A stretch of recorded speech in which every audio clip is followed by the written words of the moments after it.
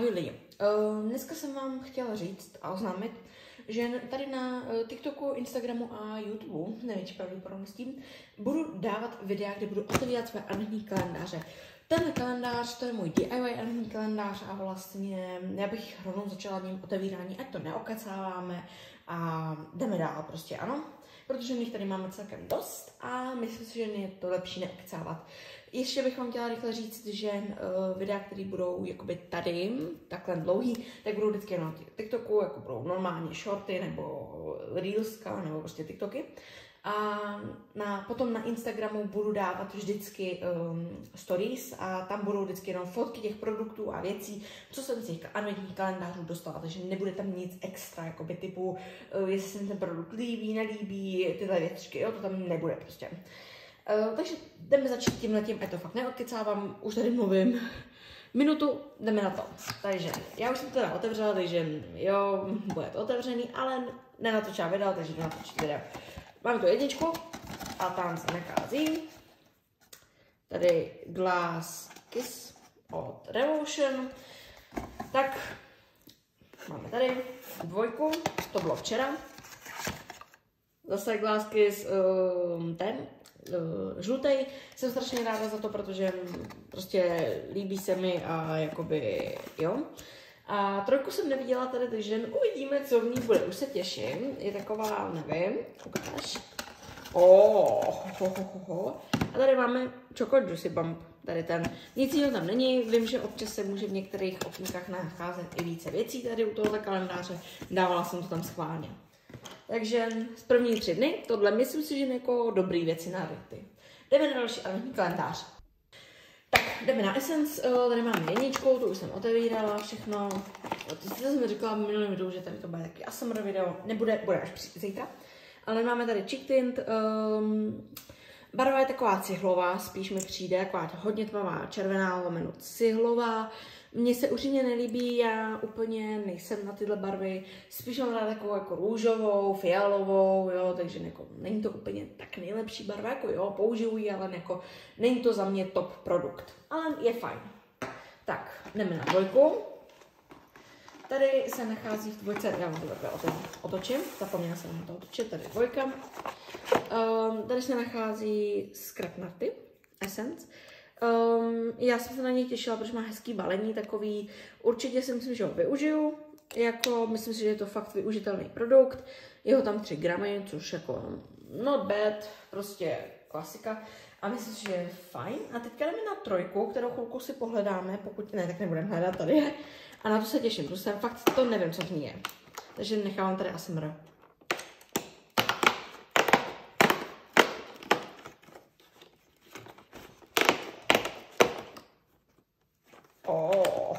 Tady je vždycky i napsaný, jako asi co tam je přímo. To jsem si třeba nevšimla, tady těch věciček. Až teďka, ale je tady teda, a je tady to na oči. Za to jsem ráda, no to trochu asi, jo. Za to jsem ráda, protože to si myslím, že využiju, raz to myslím použít jako highlighter, což je fajn, má to hezkou barvičku, já to svočovat nebudu, protože se mi nechce potom mít ruce. Ale myslím si, že to má teda pěknou barvu, myslím si, že jako využiju určitě. Tak a jdeme na další adventní kalendář. Tak, máme teda tady malý adventní kalendář, tady je jednička. V ní se nachází olej na tělo, je takový kořeněný, fajn, myslím si, že mohl by se některý líbit. Má i takovou jako vůni, prostě tu kořeněnou. K tomu bych přidala, že prostě jako takový tu balea vůni, prostě, jo, kořeněná balea. Jo, já nevím, jak to pojmenovat, tady někdo chtěl číst. Jo, tak. Tady máme šampon, který mě překvapil, že tam je. Vůni už jsem to zkoušela, voní mi krásně. Má to takovou jako ovocnou, mi přijde vůni, nevím, jak bych to popsala. Myslím, že je fakt voňavý. Mně minimálně voní, takhle a takhle. Tak. A jdeme na trojku, tu jsem tady viděla včera, jo, ta je tady.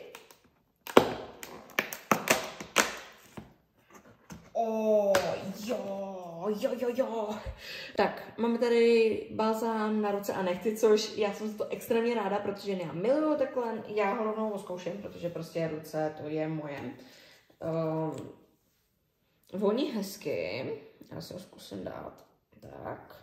Trošičku, jenom tak jako na košku.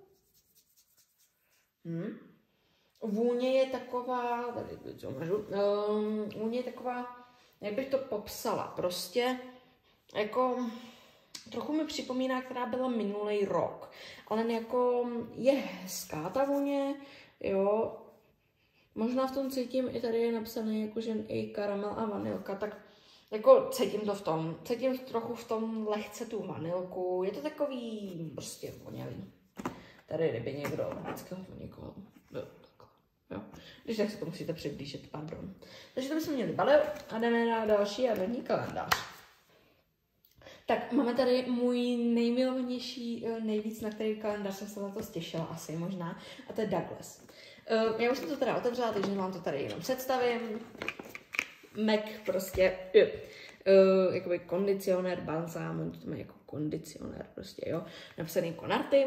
Myslím si, že dobrý, 100% využiju, já narty věci miluju. Takže yes, I'm so happy. Když jsem to fakt otvírala poprvé, tak jsem byla úplně štěstím bez sebe.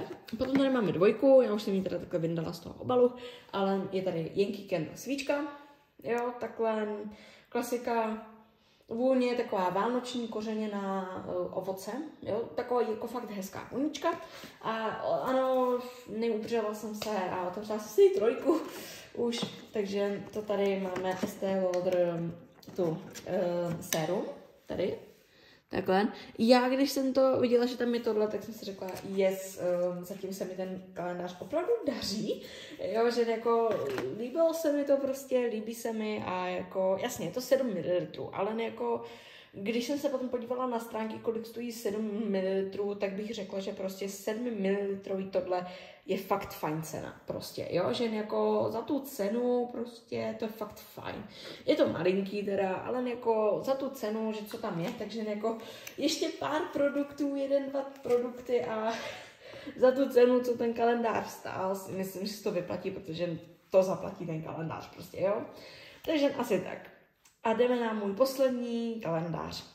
Tak máme tady IKEA není kalendář, myslím si, že tady jako moc to nejde popisovat, jenom vám můžu popsat vždycky chuť té čokoládky daný.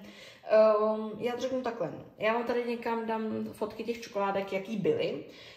Prvního byla tady ta, druhýho byla tady ta a třetího to teďka si ukážeme, ovšem chutnat. To už jsem chutnala, můj táta má taky kalendář tenhle, takže prostě byl ochoten mi dát tu čokoládu mi ochutnat dát. Takže ano, tu si nechám prostě na večer, prostě, jo. Ale otevřu vám to tady.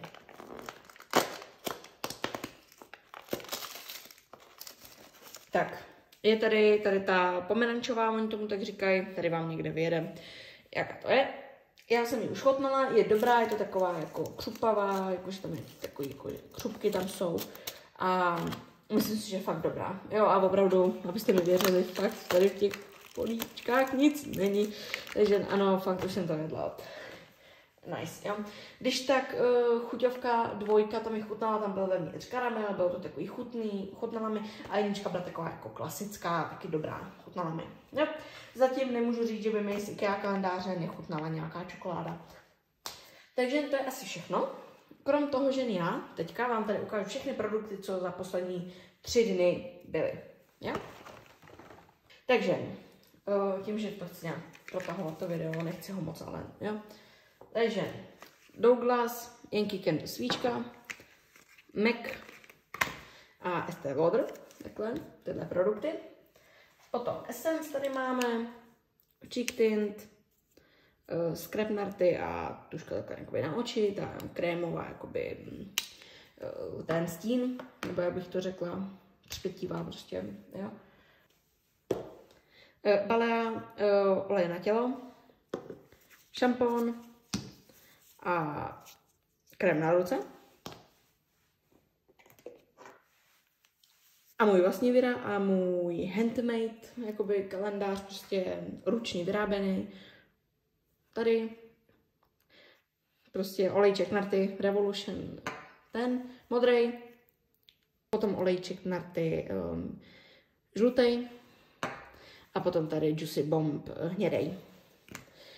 Tak to bychom měli první 3 dny ze všech adventních kalendářů, co mám. Samozřejmě čokolády vám neukážu, ty vám tady někde vyjedou. A myslím si, že jako první 3 dny jsou hodně úspěšný. Takže tohle bude všechno a ahoj. Jo, a bonus takový jako věc. Já dělám i adventní kalendář pro králíčky, ovšem. Ještě jsem ho neudělala. Já vím, prostě už je 3., ale oni dostanou vynahraděný ty 3 dny, jo. Oni to dostanou, nebojte. A taky vám to budu točit, ale vždycky vám jako natočím. To vám nebudu točit, to vám vždycky někde vědou fotky, 2, protože co bych nám tam komentovala. Oni to jí, já ne a já nevím, jak jim to chutná. Takže to je všechno a ahoj.